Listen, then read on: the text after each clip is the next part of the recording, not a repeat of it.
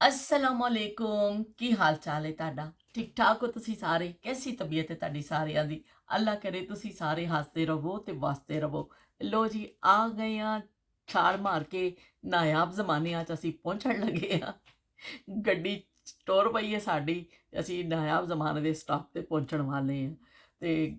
ਗੱਡੀ ਜਾਂਦੀ ਏ ਛਲਾਂਗਾ ਮਾਰਦੀ ਮੈਨੂੰ ਯਾਦ ਆਵੇ ਮੇਰੇ ਯਾਰ ਦੀ ਗੱਡੀ ਜਾਂਦੀ ਏ ਛਲਾਂਗਾ ਮਾਰਦੀ ਮੈਨੂੰ ਯਾਦ ਆਵੇ ਮੇਰੇ ਯਾਰ ਦੀ ਮੇਰਾ ਵਿਛੜਾ ਹੈ ਯਾਰ ਮੇਰਾ ਦਿਲ ਬੇਕਰਾਰ ਰੱਬਾ ਖੈਰ ਕਰੀ ਮੇਰੇ ਯਾਰ ਦੀ ਗੱਡੀ ਚੱਲੀਏ ਗਲੀ ਚੋਂ ਯਾਰ ਦੀ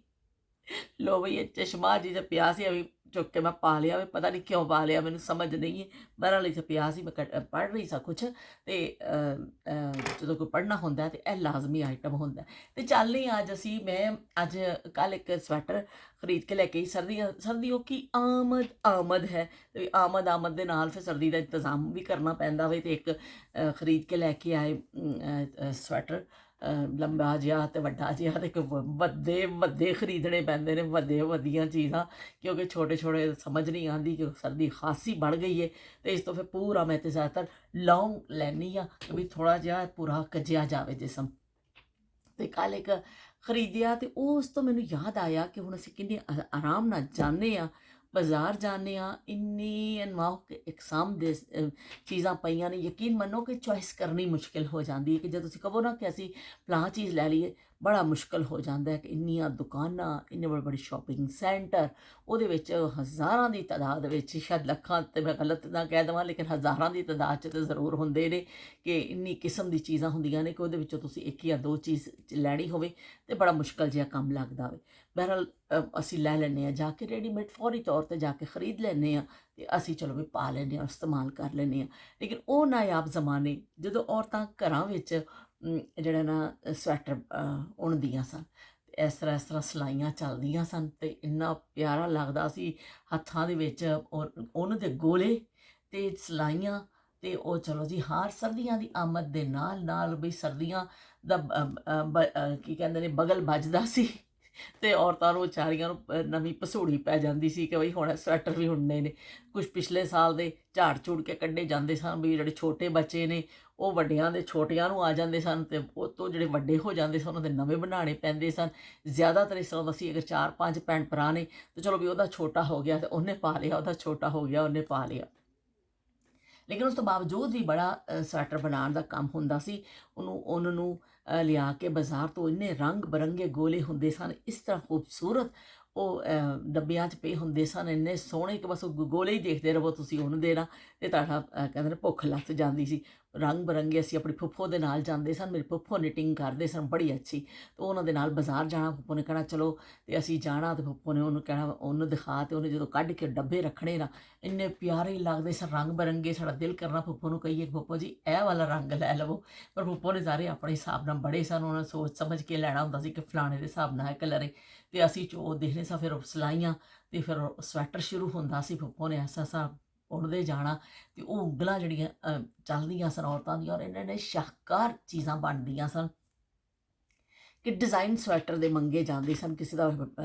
ਸਵੈਟਰ ਬੜਾ ਮਸ਼ਹੂਰ ਹੋ ਜਾਂਦਾ ਸੀ ਨਾ ਉਹਦੀ ਬੂਟੀ ਕਿਸੇ ਦੇ ਫੁੱਲ ਬਣੇ ਆ ਕਿਸੇ ਦੀ ਤਿਤਲੀ ਬਣੀ ਹੈ ਕਿਸੇ ਦੇ ਇਸ ਤਰ੍ਹਾਂ ਜ਼ੰਜੀਰੀ ਟਾਂਕਾ ਟਾਈਪ ਬਣਿਆ ਉਹ ਬੜੇ ਡਿਜ਼ਾਈਨ ਮਸ਼ਹੂਰ ਹੁੰਦੇ ਸਨ ਫਿਰ ਇੱਕ ਦੂਸਰੇ ਕੋਲ ਡਿਜ਼ਾਈਨ ਮੰਗੇ ਜਾਂਦੇ ਸਨ ਸਵੈਟਰ ਭੇਜੇ ਜਾਂਦੇ ਸਾਨੂੰ ਜ਼ਰਾ ਇੱਕ ਡਿਜ਼ਾਈਨ ਦਿਖਾ ਦੇਵੋ ਅਸੀਂ ਡਿਜ਼ਾਈਨ ਉਤਾਰ ਲਈਏ ਜਾਂ ਫਿਰ ਐਵੇਂ ਕਿ ਉਹ ਪੜੋਸਣਾ ਜਿਵੇਂ ਇੱਕ ਦੂਸਰੇ ਕੋਲ ਪੁੱਛਣ ਵਾਸਤੇ ਆਉਂਦੀਆਂ ਸਨ ਜਾਂ ਵੀ ਇਹ ਬੂਟੀ ਮੈਂ ਵੀ ਪਾਣੀ ਹੈ ਮੈਨੂੰ ਵੀ ਜ਼ਰਾ ਸਿਖਾਓ ਇੰਨਾ ਔਰਤਾਂ ਨੂੰ ਤਜੱਸਸ ਹੁੰਦਾ ਸੀ ਕਿ ਅਸੀਂ ਵੀ ਉਸ ਡਿਜ਼ਾਈਨ ਦਾ ਸਵੈਟਰ ਪਾਈਏ ਔਰ ਹੱਥਾਂ ਦੇ ਨਾਲ ਹੀ ਸਾਰੇ ਪੂਰੇ ਟੱਬਰ ਦੇ ਨਾਲ ਸਵੈਟਰ ਬਣਾਏ ਜਾਂਦੇ ਸੀ ਸਾਰਿਆਂ ਦਾ ਸੀਜ਼ਨ 'ਚ ਇੱਕ ਤੇ ਜ਼ਰੂਰ ਸਵੈਟਰ ਬਣਦਾ ਸੀ ਬੱਚਿਆਂ ਵਾਸਤੇ ਟੋਪੀਆਂ ਬਣਦੀਆਂ ਸਨ ਇੱਥੇ ਲੜਕੀਆਂ ਦੀ ਫਰਿੱਲਾਂ ਲਾ ਕੇ ਟੋਪੀਆਂ ਬਣਦੀਆਂ ਸਨ ਔਰ ਫਰੋਕ ਸਟਾਈਲ 'ਚ ਬੱਚੀਆਂ ਦੀ ਚੀਜ਼ਾਂ ਬਣਦੀਆਂ ਸਨ ਬੜੇ ਖੂਬਸੂਰਤ ਚੀਜ਼ਾਂ ਬਣਾਉਂਦੀਆਂ ਸਨ ਔਰਤਾਂ ਫਿਰ ਕਿ ਉਹ ਸਰਦੀਆਂ ਨਾਲ ਹੀ ਘਰ ਦੇ ਕੰਮਕਾਜ ਵੀ ਕਰਦੀਆਂ ਸਨ ਅਤੇ ਨਾਲ ਨਿਟਿੰਗ ਵੀ ਚੱਲਦੀ ਸੀ ਕਿ ਉਹ ਜਿਹੜਾ ਉੱਨ ਅਤੇ ਸਿਲਾਈਆਂ 'ਤੇ ਚੱਲ ਰਹੀਆਂ ਨੇ ਅਤੇ ਉਹ ਔਰਤਾਂ ਬਣਾ ਰਹੀਆਂ ਨੇ ਤੇ ਮਰਦਾਂ ਵਾਸਤੇ ਸਪੈਸ਼ਲੀ ਬੜੇ ਸੋਬਰ ਜਿਹੇ ਡਿਜ਼ਾਈਨ ਕੀਤੇ ਜਾਂਦੇ ਸਨ ਕਿ ਬੰਦਿਆਂ ਨੇ ਪਾਉਣਾ ਵੀ ਤੇ ਬੜਾ ਕੁਝ ਚੰਗਾ ਜਿਹਾ ਹੋਵੇ। ਤੇ ਉਹ ਫਿਰ ਬੰਦੇ ਵੀ ਬੜੇ ਫਖਰ ਦੇ ਨਾਲ ਪਾ ਕੇ ਨਿਕਲਦੇ ਸਨ। ਜੋ ਨਵਾਂ ਸਵੈਟਰ ਬਣਦਾ ਸੀ ਤੇ ਬੜੇ ਖੁਸ਼ ਹੁੰਦੇ ਸਨ ਵੀ ਨਵਾਂ ਬਣ ਗਿਆ ਵੇ। ਪੁਰਾਣੇ ਸਵੈਟਰਾਂ ਨੂੰ ਵੀ ਉਧੇੜ ਕੇ ਨਾ ਤੇ ਨਵਾਂ ਡਿਜ਼ਾਈਨ 'ਚ ਕਰ ਲਿਆ ਜਾਂਦਾ ਸੀ। ਨਵੀਆਂ ਉਹਨਾਂ ਤੇ ਲਈ ਜਾਂਦੀਆਂ ਸਨ, ਪਰ ਐਵੇਂ ਕਿ ਪੁਰਾਣੇ ਸਵੈਟਰ ਵੀ ਜਿਹੜੇ ਨਾ ਉਧੇੜ ਕੇ ਤੇ ਫਿਰ ਜਿਹੜੀਆਂ ਔਰਤਾਂ ਬੜੀਆਂ ਮਾਹਿਰ ਹੁੰਦੀਆਂ ਸਨ, ਬੜੀਆਂ ਤੇਜ਼ੀ ਨਾਲ ਜਿਹਨਾਂ ਦੇ ਹੱਥ ਚੱਲਦੇ ਸਨ, ਉਹ ਫਿਰ ਉਧੇੜ ਕੇ ਉਹਨਾਂ ਨੂੰ ਕਰਕੇ ਉਹ ਦੁਬਾਰਾ ਗੋਲੇ ਬਣਾਉਣੇ। ਉਹ ਸਵੈਟਰ ਉਧੇੜਨ ਦਾ ਇੰਨਾ ਸ਼ੌਕ ਹੁੰਦਾ ਸੀ ਸਾਨੂੰ। ਜਦੋਂ ਕਦੀ ਫੁੱਫੋ ਨੇ ਦੇਣਾ ਸੀ ਕਹਿਣਾ ਅਸੀਂ ਉਧੇੜਨਾ, ਉਹਨੇ ਕਹਿ ਲਓ ਬਈ, ਉਹਨਾਂ ਨੂੰ ਥੋੜ੍ਹਾ ਜਿਹਾ ਉਧੇੜ ਕੇ ਸਾਨੂੰ ਦੇ ਦੇਣਾ, ਅਸੀਂ ਉਧੇੜ ਗੋਲੇ ਬਣਾਈ ਜਾਣੇ, ਗੋਲੇ ਬਣਾਈ ਜਾਣੇ ਉਹਨਾਂ ਦੇ। ਤੇ ਉਹ ਫਿਰ ਇੰਨੇ ਸਾਰੇ ਗੋਲੇ ਹੋ ਜਾਣੇ ਕਿ ਚਲੋ ਬਈ ਹੁਣ ਇਹਨੂੰ ਨਵੇਂ ਡਿਜ਼ਾਈਨ ਦਾ ਬਣਾਉਣਾ ਹੈ। ਐਸੀਆਂ ਮਾਹਿਰ ਔਰਤਾਂ ਸਨ ਉਸ ਜ਼ਮਾਨੇ 'ਚ ਕਿ ਉਹ ਫਿਰ ਉਸੀ ਉਹਨਾਂ ਨੂੰ ਨਵੇਂ ਡਿਜ਼ਾਈਨ 'ਚ ਟਾਲਦੀਆਂ ਸਨ। ਤੇ ਬੜੇ ਸ਼ਾਨਦਾਰ ਚੀਜ਼ਾਂ, ਫਿਰ ਬਟਨ ਉਹਨਾਂ 'ਤੇ ਲੱਗਦੇ ਸਨ। ਸਵੈਟਰ ਜਦੋਂ ਕੰਪਲੀਟ ਹੋ ਜਾਂਦਾ ਸੀ ਫਿਰ ਕਾਜ ਬਣਦੇ ਸਨ, ਫਿਰ ਉਹਨਾਂ 'ਤੇ ਬਟਨ ਵੀ ਟੰਗ ਕੇ ਜਾਂਦੇ ਸਨ। ਮੁਖਤਲਿਫ ਚੀਜ਼ਾਂ ਬਣਦੀਆਂ ਸਨ ਤੇ ਸਾਡੇ ਫੁੱਫੋ ਬਣਾਉਂਦੇ ਹੁੰਦੇ ਸਨ ਤੇ ਅਸੀਂ ਬੜੇ ਦੇਖਣਾ। ਸਾਡੇ ਘਰ ਵਿੱਚ ਜਿਹੜਾ ਨਾ ਮੇਰੀ ਅੰਮੀ ਨੂੰ ਸਿਲਾਈ ਤੇ ਆਉਂਦੀ ਸੀ ਕਿ ਬਹੁਤ ਉਹਨਾਂ ਨੇ ਸਾਨੂੰ ਕੱਪੜੇ ਸੀ ਕੇ ਪਾਏ, ਬੜੇ ਸੋਹਣੀਆਂ ਫਰਾਕਾਂ ਸਭ। ਪਰ ਸਾਡੀ ਅੰਮੀ ਨੂੰ ਨਿਟਿੰਗ ਨਹੀਂ ਆਉਂਦੀ ਸੀ, ਉਹ ਇਹ ਚੀਜ਼ ਨਹੀਂ ਆਉਂਦੀ ਸੀ। ਇਸ ਤੋਂ ਸਾਡੇ ਘਰ ਸਵੈਟਰ ਘੱਟ ਬਣਦੇ ਸਨ। ਬਈ ਅਸੀਂ ਤੇ ਜਾਂਦੇ ਹੁੰਦੇ ਸਾਂ, ਅੱਬੂ ਸਾਡੇ ਲੰਡੇ ਤੋਂ ਜਾ ਕੇ ਚੰਗੇ ਚੰਗੇ ਸਵੈਟਰ ਛਾਂਟ ਕੇ ਲੈ ਕੇ ਆ ਜਾਂਦੇ ਹੁੰਦੇ ਸਨ ਸਾਡੇ ਨਾਪ ਦੇ ਹਿਸਾਬ ਦੇ। ਤੇ ਉਹ ਫਿਰ ਐਡਾ ਸਾਰਾ ਥੈਲਾ ਅੱਬੂ ਨੇ ਭਰ ਕੇ ਲੈਣਾ ਕਿ ਲਓ ਬਈ ਜਿਹਦੇ ਨਾਪ ਦਾ ਵੀ ਪਾਓ। ਤੇ ਅਸੀਂ ਤੇ ਫਿਰ ਪਾ ਲੈਣੇ ਲੰਡੇ ਵਾਲੇ ਸਵੈਟਰ। ਤੇ ਸਾਡੇ ਫੁੱਫੋ ਜਿਹੜੇ ਬਹੁਤ ਬਣਾਉਂਦੇ ਹੁੰਦੇ ਸਨ ਆਪਣੇ ਬੱਚਿਆਂ ਵਾਸਤੇ। ਫਿਰ ਮੈਂ ਜਦੋਂ ਥੋੜ੍ਹੀ ਜਿਹੀ ਬੜੀ ਹੋਈ ਨਾ, ਫੁੱਫੋ ਨੂੰ ਕਿਹਾ ਫੁੱਫੋ ਮੈਂ ਵੀ ਸਿੱਖਣਾ ਵੇ। ਤੇ ਫੁੱਫੋ ਨੇ ਮੈਨੂੰ ਫਿਰ ਦਾਣੇ ਪਾ ਕੇ ਦਿੱਤੇ, ਮੈਂ ਉੱਨ ਲੈ ਕੇ ਆਈ ਖਰੀਦ ਕੇ ਤੇ ਨਾਲ ਤੇ ਇੱਕ ਟੋਪੀ ਮੈਂ ਬਣਾਈ। ਇੰਨੀ ਮੈਂ ਖੁਸ਼ ਕਿ ਫੁੱਫੋ ਨੇ ਫਿਰ ਮੈਨੂੰ ਦਾਣੇ ਪਾ ਕੇ ਦੱਸੇ। ਫਿਰ ਮੈਨੂੰ ਦੱਸਿਆ ਕਿ ਇਸ ਤਰ੍ਹਾਂ ਦਾਣਾ ਚੁੱਕੀ ਦਾ ਵੇ, ਇਸ ਤਰ੍ਹਾਂ ਉੱਪਰ ਦੀ ਉੱਨ ਲੈ ਕੇ ਆਈਦਾ, ਫਿਰ ਇਸ ਤਰ੍ਹਾਂ ਕੱਢੀਦਾ। ਉਹ ਮੈਨੂੰ ਇੰਨਾ ਅੱਛਾ ਲੱਗਦਾ ਸੀ ਨਾ। ਤੇ ਉਹ ਫਿਰ ਮੈਂ ਟੋਪੀ ਬਣਾਈ। ਇੱਕ ਦੋ ਚੀਜ਼ਾਂ ਮੈਂ ਛੋਟੀਆਂ ਬਣਾਈਆਂ, ਲੇਕਿਨ ਉਸ ਤੋਂ ਬਾਅਦ ਫਿਰ ਬਸ ਉਹ ਛੱਡ ਦਿੱਤਾ ਤੇ ਮੈਨੂੰ ਵੀ ਇੰਨੀ ਨਹੀਂ ਆਉਂਦੀ। ਲੇਕਿਨ ਮੈਂ ਜਦੋਂ ਵੀ ਮੇਰੀ ਸਮਝੋ ਇਸ ਚੀਜ਼ ਵਿੱਚ ਆਈਡੀਅਲ ਜਿਹੜੇ ਸਨ ਨਾ, ਮੇਰੀ ਫੁੱਫੋ ਸਨ। ਤੇ ਉਹ ਬਸ ਉਹਨਾਂ ਨੇ ਸਵੈਟਰ ਉਣਨਾ, ਗੱਲਾਂ ਕਰੀ ਜਾ ਰਹੇ ਨੇ ਤੇ ਇਸ ਤਰ੍ਹਾਂ ਦੇ ਹੱਥ ਉਹਨਾਂ ਦੇ ਚਲੀ ਜਾ ਰਹੇ ਨੇ, ਮਤਲਬ ਉਸ ਤਰਫ ਨਹੀਂ ਦੇਖ ਰਹੇ। ਇੰਨਾ ਮਾਹਿਰ ਹੋ ਚੁੱਕੇ ਸਨ ਕਿ ਉਹਨਾਂ ਦੇ ਫਿਰ ਹੱਥ ਚੱਲਦੇ ਸਨ, ਉਹਨਾਂ ਨੂੰ ਦਾਣਾ ਯਾਦ ਹੁੰਦਾ ਸੀ, ਉਹਨਾਂ ਨੂੰ ਡਿਜ਼ਾਈਨ ਯਾਦ ਹੁੰਦਾ ਸੀ, ਔਰ ਬੜੇ ਮਾਹਿਰ ਸਨ। ਤੇ ਉਹਨਾਂ ਦੇ ਫਿਰ ਇੱਕ ਤੋਂ ਮੱਚੀ ਹੁੰਦੀ ਸੀ ਕਿ ਨਵੇਂ ਸਵੈਟਰ ਉਹਨਾਂ ਨੇ ਹਰ ਸਾਲ ਆਪਣੇ ਬੱਚਿਆਂ ਨੂੰ ਬਣਾ ਕੇ ਦਿੱਤੇ, ਬੜੇ ਉਹਨਾਂ ਨੇ ਪਵਾਏ। ਤੇ ਬਹਿਰਹਾਲ ਇਹ ਵੀ ਕਿ ਔਰਤਾਂ ਜਿਹੜੀਆਂ ਉਸ ਜ਼ਮਾਨੇ ਦੀ ਹਰ ਔਰਤ ਇਸ ਤਰ੍ਹਾਂ ਹੀ ਕਰਦੀ ਸੀ ਕਿ ਜ਼ਿਆਦਾਤਰ ਔਰਤਾਂ ਘਰਾਂ ਵਿੱਚ ਫਿਰ ਬਣਾਉਂਦੀਆਂ ਸਨ ਸਵੈਟਰ ਤੇ ਬੱਚਿਆਂ ਦੇ ਸੋਹਣੇ ਸੋਹਣੇ ਡਿਜ਼ਾਈਨ ਤੇ ਸੋਹਣੇ ਸੋਹਣੇ ਕੱਪੜੇ। ਚੀਜ਼ਾਂ ਸਰਦੀ ਦੇ ਹਵਾਲੇ ਦੇ ਨਾਲ ਸ਼ਾਲਾਂ ਵੀ ਪੂਰੀਆਂ ਬਣਾਉਣੀਆਂ, ਗਰਮ ਉੱਪਰ ਲੈਣ ਵਾਸਤੇ ਬੱਚਿਆਂ ਨੂੰ ਬਣਾ ਕੇ ਦਿੱਤੀਆਂ ਜਾਂਦੀਆਂ ਸਨ। ਕਿ ਬਸ ਔਰਤ ਇੰਨੀ, ਉਸ ਜ਼ਮਾਨੇ ਦੀ ਔਰਤ ਇੰਨੀ ਮਿਹਨਤ ਕਰਦੀ ਸੀ, ਇੰਨਾ ਉਹ ਜ਼ਿਆਦਾ ਮੁਸ਼ੱਕਤ ਕਰਦੀ ਸੀ, ਮਿਹਨਤ ਕਰਦੀ ਸੀ, ਪਰ ਘਬਰਾਉਂਦੀ ਨਹੀਂ ਸੀ।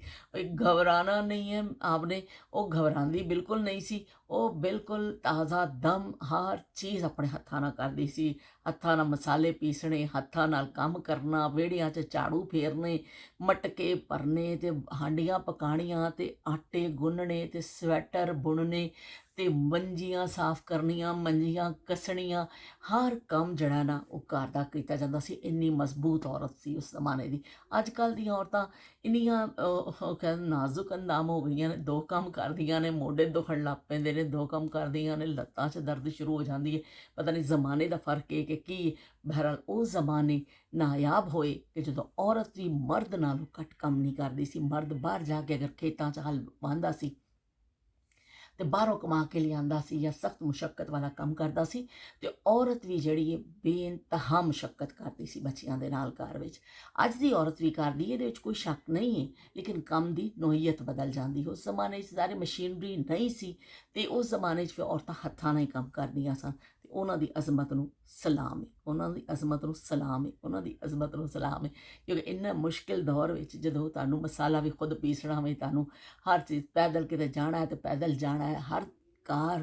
ਕੰਮ ਘਰ ਦਾ ਜਿਹੜਾ ਵੀ ਉਹ ਹੱਥਾਂ ਨਾਲ ਕਰਨਾ। ਕੋਈ ਮਸ਼ੀਨਰੀ ਕਿਸੇ ਕਿਸਮ ਦੀ ਦਸਤਿਆਬ ਨਹੀਂ ਸੀ। ਨਮਕ ਵੀ ਕੁੱਟਣਾ ਵੇ ਤੇ ਹਰ ਸ਼ੈ ਕਰਨੀ ਹੈ, ਤੇ ਉਹ ਔਰਤ ਜਿਹੜੀ ਵਾਕਈ ਕਾਬਲੇ ਤਾਰੀਫ ਹੈ ਔਰਤ ਕਿ ਇੰਨੀ ਮੁਸ਼ੱਕਤ ਦੇ ਬਾਵਜੂਦ ਵੀ 10-10 ਬੱਚੇ ਹਰ ਘਰ 'ਚ ਹੁੰਦੇ ਸਨ, 8-8 ਬੱਚੇ, 6-6 ਬੱਚੇ, ਉਹ ਉਹਨਾਂ ਨੂੰ ਪਾਲਦੀਆਂ ਸਨ। ਬਹਿਰਹਾਲ ਹੈ ਵੀ ਕਿ ਉਹ ਸਾਰੀਆਂ ਮਾਵਾਂ ਨੂੰ ਸਲਾਮ ਹੈ, ਸਾਰੀਆਂ ਔਰਤਾਂ ਨੂੰ ਉਹਦੀ ਅਜ਼ਮਤ ਨੂੰ ਸਲਾਮ ਹੈ ਕਿ ਜਿਹੜੀਆਂ ਦੁਨੀਆ ਜਦੋਂ ਤੋਂ ਬਣੀ ਅੱਜ ਤੱਕ ਆਪਣੇ ਬੱਚਿਆਂ ਨੂੰ ਪਾਲ ਰਹੀਆਂ ਨੇ, ਆਪਣੇ ਆਪਣੇ ਦੌਰ ਦੇ ਹਿਸਾਬ ਦੇ ਨਾਲ ਮਿਹਨਤ ਕਰ ਰਹੀਆਂ ਨੇ, ਆਪਣੇ ਆਪਣੇ ਦੌਰ ਦੇ ਹਿਸਾਬ ਦੇ ਨਾਲ ਮੁਸ਼ੱਕਤ ਕਰ ਰਹੀਆਂ ਨੇ। ਅਤੇ ਹੁਣ ਫਿਰ ਅਸੀਂ ਚੱਲਦੇ ਹਾਂ, ਕਾਫੀ ਸਾਡੀ ਗੱਪਸ਼ਪ ਹੋ ਗਈ, ਪੁਰਾਣੇ ਉਹਨਾਂ ਦੇ ਸਵੈਟਰ, ਰੰਗ ਬਿਰੰਗੇ ਉਹਨਾਂ ਦੇ ਗੋਲੇ, ਅਤੇ ਚਲੋ ਜੀ ਹੁਣ ਅਸੀਂ ਚੱਲਦੇ ਹਾਂ। ਉਹ ਯਾਦਾਂ ਸਾਡੀਆਂ ਹੁਣ ਦਿਲ ਵਿੱਚ ਹੈਗੀਆਂ ਨੇ, ਉਹ ਰਹਿਣੀਆਂ ਹੀ ਨੇ। ਅਤੇ ਫਿਰ ਉਸਮਾ ਨੇ ਜਿਹੜਾ ਮੈਸੇਜ ਕੀਤਾ ਕਿ ਬਾਜੀ ਦੀ ਆਵਾਜ਼ ਤਾਂ ਵੀ ਬੜੀ ਚੰਗੀ ਹੈ, ਬਾਜੀ ਦੀ ਉਸਮਾ ਤਾਂ ਵੀ ਦੀਵਾਨੀ ਹੋ ਗਈ ਮੇਰੀ। ਉਸਮਾ ਜਿਹੜੀ ਹੈ ਉਸਮਾ ਮੇਰੀ ਦੀਵਾਨੀ ਹੋ ਗਈ ਅਤੇ ਮੈਂ ਉਸਮਾ ਦੀ ਦੀਵਾਨੀ ਹੋ ਗਈ ਹੈ। ਇੱਕ ਦਿਨ ਉਸਮਾ ਦਾ ਮੈਸੇਜ ਨਹੀਂ ਆਇਆ, ਮੇਰੇ ਉੱਤੇ ਕਮੈਂਟ ਨਹੀਂ ਆਇਆ, ਮੈਂ ਇੰਨੀ ਪਰੇਸ਼ਾਨ ਹੋ ਗਈ। ਮੈਂ ਕਿਹਾ ਅੱਲਾ ਕਰੇ ਉਸਮਾ ਪਿਛਲੇ ਦਿਨਾਂ 'ਚ ਬਿਮਾਰ ਸਨ, ਅੱਲਾ ਕਰੇ ਠੀਕ ਹੋਏ। ਅੱਜ ਉਸਮਾ ਦਾ ਕਿਉਂ ਨਹੀਂ ਆਇਆ, ਕਮੈਂਟ ਕਿਉਂ ਨਹੀਂ ਆਇਆ, ਮੈਂ ਪਰੇਸ਼ਾਨ ਹੋ ਗਈ। ਲੇਕਿਨ ਫਿਰ ਦੂਸਰੇ ਦਿਨ ਉਹਨਾਂ ਨੇ ਦੋਨੋਂ ਵੀਡੀਓਜ਼ ਦੇਖ ਕੇ ਇਕੱਠੀਆਂ ਹੀ ਅਤੇ ਦੋਨਾਂ 'ਤੇ ਕੀਤਾ, ਫਿਰ ਮੈਨੂੰ ਤਸੱਲੀ ਹੋਈ ਥੋੜ੍ਹੀ ਜਿਹੀ ਕਿ ਅੱਲਾ ਦਾ ਸ਼ੁਕਰ ਹੈ ਉਸਮਾ ਠੀਕ ਹੈ। ਅਤੇ ਹੁਣ ਫਿਰ ਚੱਲਦੇ ਹਾਂ ਅਸੀਂ। ਤੁਹਾਡੇ ਸਭ ਦੇ ਕਮੈਂਟ ਦਾ ਸ਼ੁਕਰੀਆ। ਪਲੀਜ਼ ਕਮੈਂਟ ਕਰਕੇ ਦੱਸਿਓ ਕਿ ਤੁਸੀਂ ਬਚਪਨ 'ਚ ਕਦੀ ਨਿਟਿੰਗ ਕੀਤੀ ਹੈ ਜਾਂ ਤੁਹਾਡੀ ਵਾਲਦਾ ਨੇ ਕੀਤੀ ਹੈ, ਤੁਸੀਂ ਕਦੇ ਹੱਥ ਦੇ ਬੁਣੇ ਹੋਏ ਸਵੈਟਰ ਪਾਏ ਨੇ, ਕਦੀ ਉਹ ਲੁਤਫ ਚੁੱਕਿਆ ਕਿ ਰੈਡੀਮੇਡ ਤੋਂ ਬਜਾਏ ਘਰ ਦੇ ਬਣੇ ਹੋਏ ਸਵੈਟਰ ਪਾਏ ਹੋਣ, ਅਤੇ ਮੈਨੂੰ ਕਮੈਂਟ ਕਰਕੇ ਜ਼ਰੂਰ ਦੱਸਿਓ।